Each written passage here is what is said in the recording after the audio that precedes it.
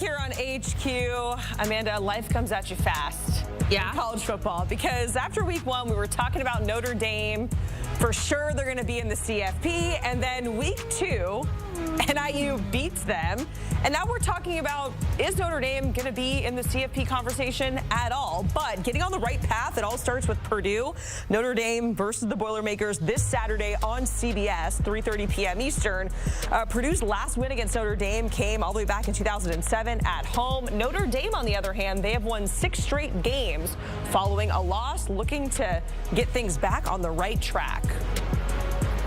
Let's welcome in Josh Pate to talk about Notre Dame's season and their postseason outlook. Pate, it's been a roller coaster of a season, and we're only 2 weeks in because they're on the highest of highs after beating Texas A&M and then losing to Northern Illinois at home.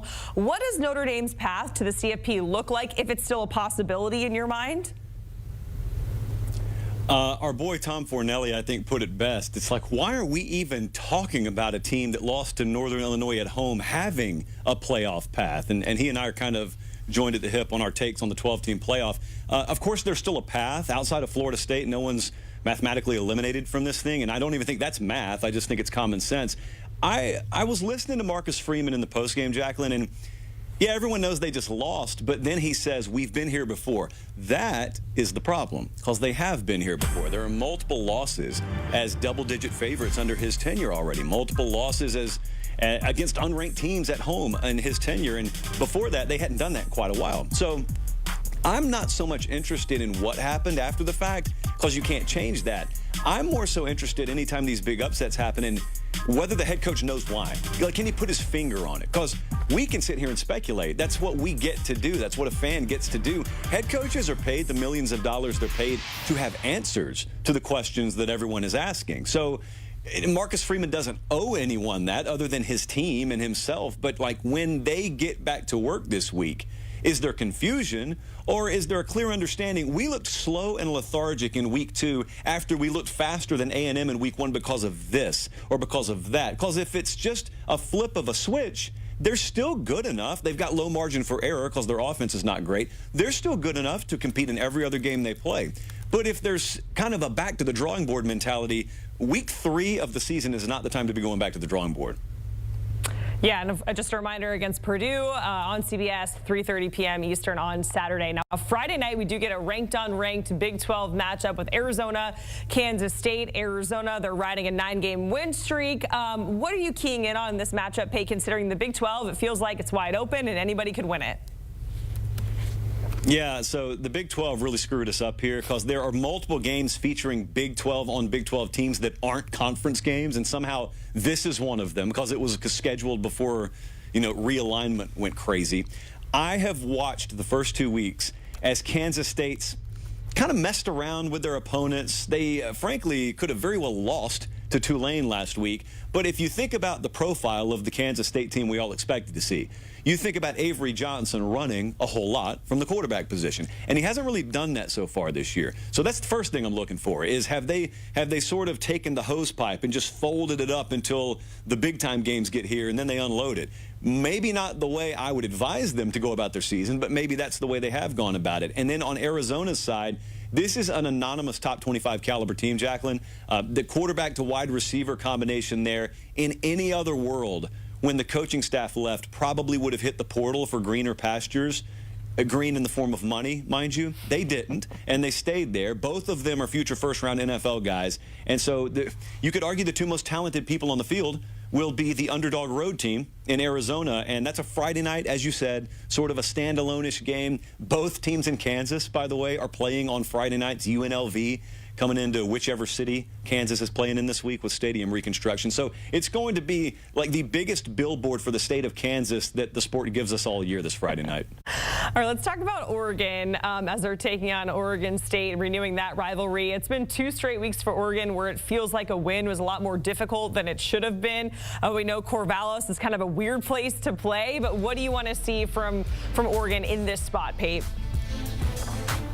Just a settled offensive line. It doesn't mean they have to be road graders and run for 7 yards per carry, but they've been mixing and matching there. They've been outrushed, I believe, 2 weeks in a row. and the state of Idaho is out of teams for them to play. They played Boise, they played Idaho, and now they're going to Oregon State, a place where they know they've been forgotten about. The sport's kind of left them behind. Their coach left. Still got a pretty quality team there. As you said, not an easy place to go play, and especially not an easy place to go figure yourself out. If you've watched Oregon, like I said, they've struggled to run the ball. Therefore, they've struggled to control games. They've been penalty-ridden, so they've put themselves behind the chains. They had to score on chunk plays last week. And it's great, Jacqueline, when you can score with the explosive play. But eventually, somewhere down the road, someone's going to tighten up on you, and you're going to have to sustain drives. And Oregon hasn't shown the ability to do that so far this year. If they can't do it this week, then you may have yet another dogfight on your hands for a team that, as you see on the bottom of the screen right now, is favored by over 2 touchdowns at the moment. All right, let's go to number 6, Mizzou. And I know they've had a little bit of a cakewalk the first 2 weeks or so, outscoring their competition 89-0.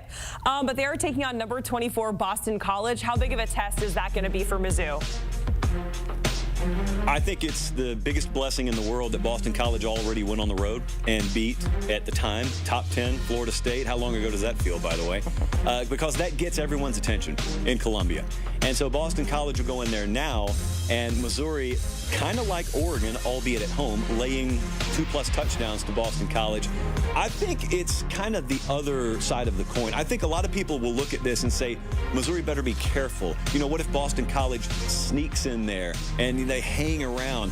I look at it as Missouri's chance to really jump on someone that has a number next to their name. You didn't expect this to be a ranked-on-ranked matchup. No one expected that. And all of a sudden, you get the opportunity, and think about the talk around Missouri. You get the opportunity for a team perceived to have one of the softer schedules in the conference to maybe add in a little backdoor ranked win onto your resume. Who knows what that will mean down the road, by the way. If they're 10-2 at the end of the year, and all of a sudden you can tout one more ranked win, because that's how ridiculous that conversation gets, then by all means, run it up on someone. But on the other side, you got Bill O'Brien and Boston College way further along than anyone thought they'd be. So I think it's a good matchup, but I strongly like Missouri to win and cover in that game. All right, Pate, we know you're making your rounds when it comes to college football games. You're going to be at LSU, South Carolina, as LSU opens up SEC play. The last time these two teams faced each other was about 4 years ago. Nussmeier threw for over 300 yards, 6 touchdowns. I know it was against Nichols, but he still looks really, really good as the QB for LSU. What are your expectations here? What are you going to be watching for? Man, the intangibles have to matter a whole lot here. I mean, South Carolina has found something in their front. They've found something in their pass rush. Dylan Stewart's true freshman, just going crazy, playing outside his mind through the first 2 weeks. And they went on the road at Kentucky and won 31-6, and it wasn't an offensive fireworks show. They got a first-year starter at quarterback in Lenora Sellers. He's still finding his way, but what may have not been expected is South Carolina having the caliber of defense to give the offense time to find its way. You know, LSU found themselves in a shootout in week 1. Well, South Carolina hasn't found themselves like that. But the trade-off there is LSU has already lost a game. So they come in more a back-against-the-wall mentality. And sure, they're undefeated in conference play, but that's because they haven't played a conference game. LSU under Brian Kelly has been suspect at times on the road. This is a noon Eastern time kickoff. I've talked to you many times on the air and off the air about the fact that I think this is the most underrated home field advantage in all of college football, and they've got the entire national spotlight on them this Saturday. It is a chore. LSU laying 6.5 on the road. It will be a chore for them to pull this out Saturday. All right, Pate, we certainly appreciated getting us pumped for week 3 in college football. Just a reminder, Pate is going to be at that game, LSU and South Carolina. And for more from Josh Pate, make sure you check out Josh Pate's College Football Show. New episodes dropping 3 days a week, 8 p.m. Eastern, live on YouTube. You can also check out his social channels.